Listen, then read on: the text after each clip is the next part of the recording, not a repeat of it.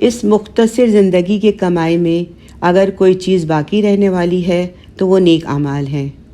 آخرت میں صرف وہی کام آئیں گے، چنانچہ دنیاوی مال اور اسباب سے امیدیں نہیں لگانی چاہیے، اولاد سے توقعات جو ہے وہ وابستہ نہیں کرنی چاہیے۔ یہ سب عارضی چیزیں ہیں جو ہماری موت کے ساتھ بالکل بے وقت ہو جائیں گی۔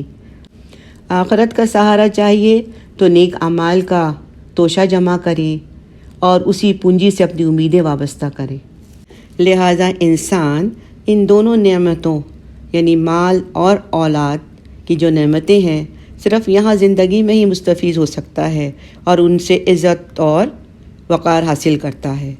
آخرت میں جو چیز کام آنے والی ہے وہ تو صرف اور صرف نیک اعمال ہوں گے، اور انہی نیک اعمال سے درجات بلند ہوں گے، اور وہی لوگ سرخ روح ہوں گے، اور انہی لوگوں کو جنت جیسی ابدی نعمت ملے گی جو دنیا کی زندگی میں صحیح عقائد اور اچھے اخلاق کے حامل ہوں گے، اسلام پر پورے طور پر عمل پیرا ہوں گے اور نیک اعمال کی طرف سبقت کرنے والے ہوں گے، یعنی یسارعوا فی الخیرات، یعنی نیکی کے کاموں میں دوڑ دوڑ کے حصہ لینے والے ہوں گے۔